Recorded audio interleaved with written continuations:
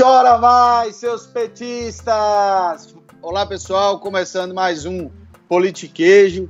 Muito orgulhosos de ter tomado o primeiro xingo na internet, né? Acho que os haters aí nos acharam.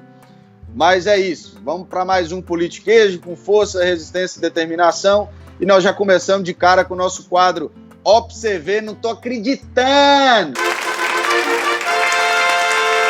Pois é, pessoal, em 2019 nós estamos vivendo uma distopia total, uma loucura frenética no Brasil.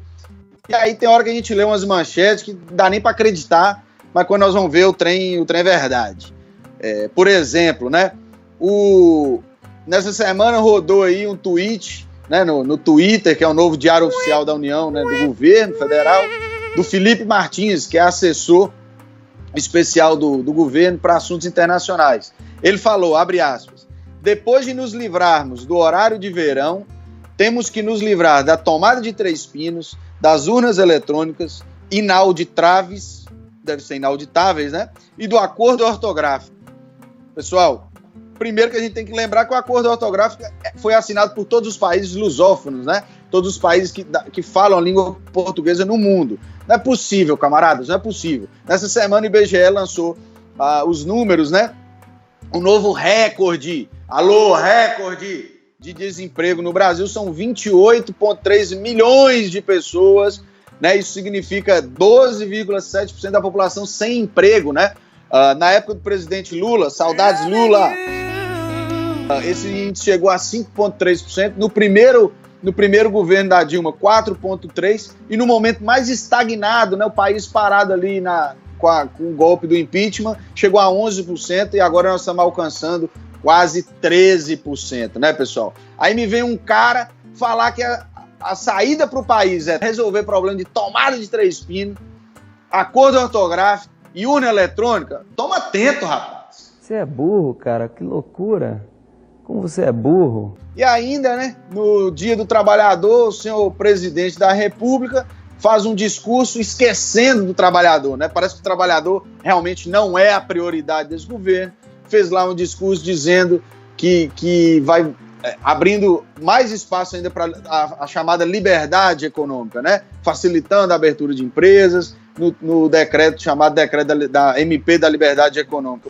Na data de ontem, foi realizada a cerimônia de assinatura da medida provisória que trata da Declaração dos Direitos de Liberdade Econômica, cuja finalidade é estabelecer, principalmente, garantias de livre mercado. Bom, pessoal, em nenhum momento ele falou dos direitos dos trabalhadores, como que ele vai gerar mais emprego, como que o governo pretende auxiliar ou pelo menos fomentar a economia do país, e deixa claro que o governo não quer saber muito de trabalhador. E também não passou nem perto de falar da reforma da Previdência, né, pessoal?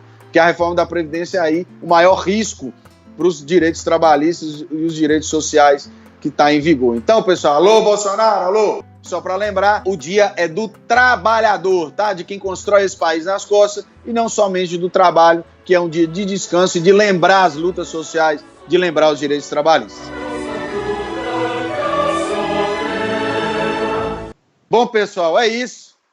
Está começando mais um Politiquejo. Só me resta, então, chamar diretamente do Chile nossa amiga Luara. Vai, Luara!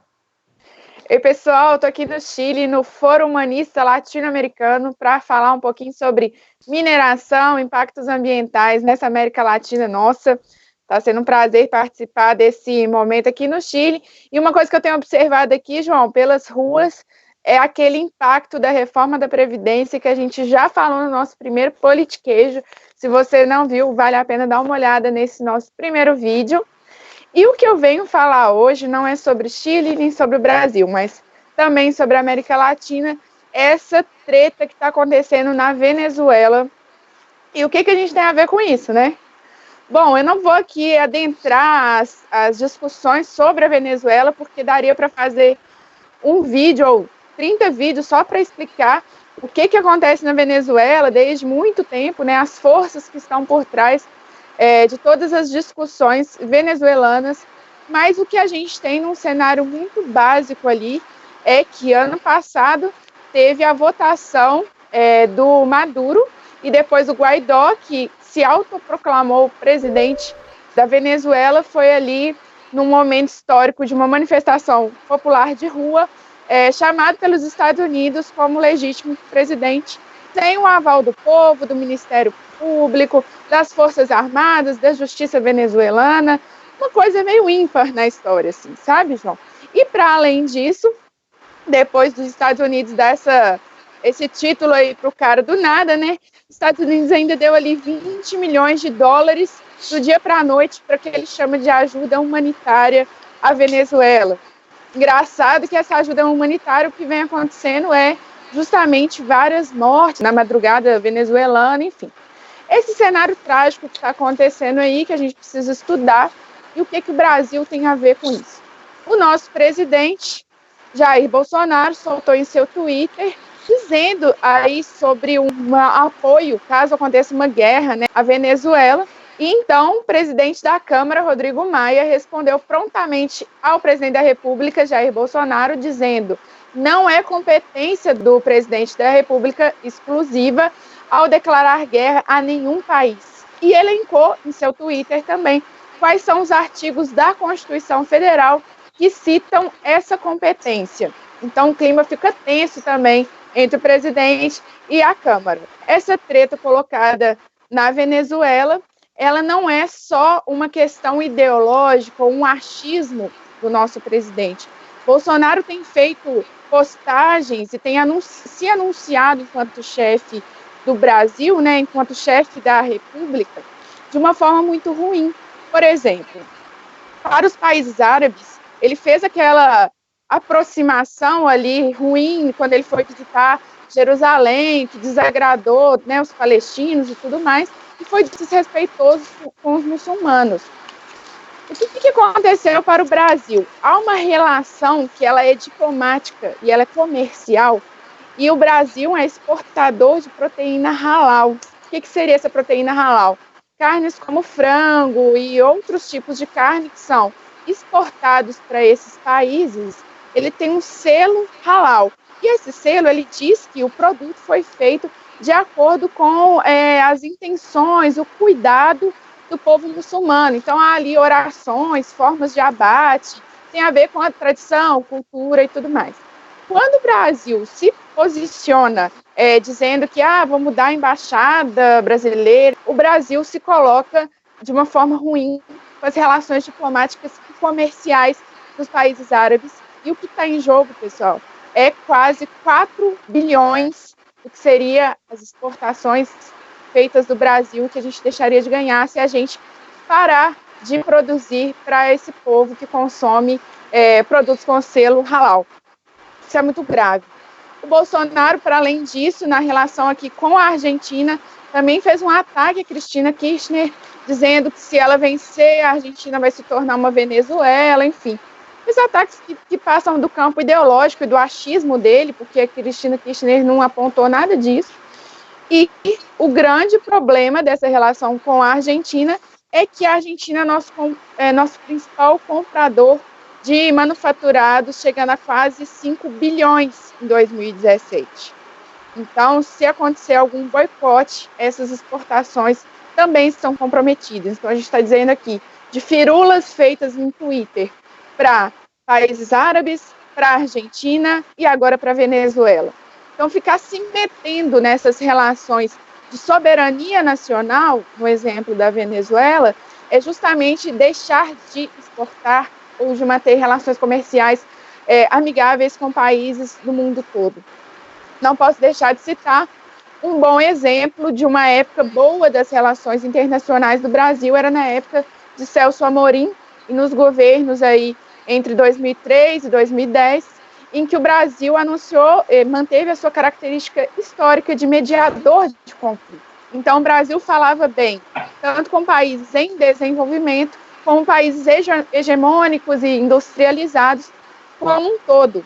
É importante a gente ressaltar que o presidente da República da época, Lula, foi o presidente que mais fez viagens internacionais, que não teve nenhum campo ideológico. Então, ele falava bem com os Estados Unidos, falava bem com Cuba, falava bem com a Europa como um todo, mas falava muito bem com a América do Sul, que é a vizinha que mais precisa da atenção aqui do Brasil. Essa característica do Lula e essa característica do Celso Amorim foram consideradas internacionalmente como a melhor forma de se fazer relações internacionais, diplomáticas e comerciais, e é isso o que a gente vem perdendo. Então, é o povo brasileiro que sai no prejuízo com essa entrada desnecessária nas picuinhas internacionais que Bolsonaro faz da cabeça dele, ou propositalmente, que é muito pior se for assim. Bom, Laura, se a coisa não anda bonita na política internacional do Brasil, também para dentro as coisas não andam bem, né? Na última semana o governo anunciou que vai cortar 30% dos repasses, né, de verbas para os institutos federais e universidades federais. Bom, o que são, né, esses institutos, essas universidades? São universidades públicas, né, que recebem exclusivamente, vivem de recursos públicos. No Brasil, tem-se um número do Censo de Educação Superior de 296 universidades públicas para mais de 2.000 instituições privadas. Quer dizer, a gente está cortando investimento de uma área que ainda precisa de muita atenção. E aí, é claro, né, que foi muito grande a repercussão no ambiente acadêmico, e muitos reitores e reitoras já vieram a público dizer que se mantiver esse corte, as instituições podem, inclusive, parar de funcionar no segundo semestre. Olha a gravidade disso aí. Bom, nesse debate, parece que dois argumentos são fundamentais, né, na lógica do governo. Primeiro, que as universidades não dão um retorno suficiente ou satisfatório para a sociedade. E segundo, que as instituições privadas são mais eficientes do que as instituições públicas. Primeiro, eu queria repassar um dado, né, para o pessoal, que é o seguinte: segundo a Web of Science, né, um respeitado site aí, que coletou uma série de dados sobre o Brasil e sobre a pesquisa científica internacional, em 2019, das 50 instituições, das 50 instituições que publicaram pesquisas científicas, 44 são universidades. Isso no Brasil, claro. 44 são universidades. Dessas, 36 são universidades federais. Então, o que a gente está falando? Que mais de 70% da produção científica só esse ano veio de universidades federais, né? E se a gente acha que essa é uma questão ideológica, essa é uma questão política, nós estamos redondamente enganados. Essa é uma questão de soberania, de evolução de qualquer nação, de evolução de qualquer país. Basta analisarmos a arquitetura, eu falava isso nessa última semana com um amigo, né? Basta observarmos a arquitetura das grandes cidades. Sempre nós temos os prédios de universidades perto dos palácios, né? Perto dos palácios republicanos, no centro da cidade. Por quê? Nenhuma grande nação cresceu, nenhuma grande nação foi construída deixando o conhecimento de lado. O conhecimento faz parte do crescimento. E aí, só para trazer um exemplo, né, já que nós estamos no nosso respeitável politiquejo, da nossa Universidade Federal de Juiz de Fora, a famosa UFJF, né, demonstrando como as universidades são importantes e sim garantem esse retorno, além da produção científica, que eu já demonstrei aqui, o retorno para a sociedade, né? Lembrando que a universidade, né, o ensino superior, ele é apoiado num tripé: ensino, pesquisa e extensão. Então tem a sala de aula, tem a pesquisa científica e tem também a extensão, quando o ambiente acadêmico ultrapassa os muros das universidades e vai ao encontro da população. E aí eu queria, lembrando, dando o exemplo da UFJF, né? A UFJF conta com mais de 570 programas de pesquisa e de extensão, né, atendendo a 100 bairros da cidade de Juiz de Fora. E aí, além disso tudo, ela criou mais de 30 empresas gerando inovação e gerando tecnologia, claro, além de projetos na saúde, com atendimento odontológico de farmácia, de educação, em parceria com colégios, né, e oferecendo curso de idioma para as pessoas, no direito, né, uma assistência jurídica gratuita para as pessoas, no esporte, com projeto de educação física, enfim, além da dinâmica econômica que uma universidade traz para uma cidade. Eu sou do Vale do Mucuri, nós temos aqui, tanto em Diamantina como em Teófilo, os campos da UFVJM, né, que dinamizaram e mudaram completamente a arquitetura, a cara da cidade, porque os estudantes vão para lá e precisam de estrutura para morar, né, de habitação, de alimentação, de lazer, de livrarias, precisa de tudo. E aquece o setor da economia, principalmente o setor de serviços. Então é uma balela, é uma conversa para boi dormir de que a universidade não retorna os investimentos que ela faz. E além disso, num outro aspecto, quando dizem que as universidades e instituições privadas, né, são melhores, mais eficientes, é outra falácia. A gente sempre fala isso aqui, né? Esses argumentos do governo perdem na segunda página. Com 30 segundos você consegue desfazer todas as falácias, todas as bobagens que eles têm dito. Só para você ter uma ideia, né?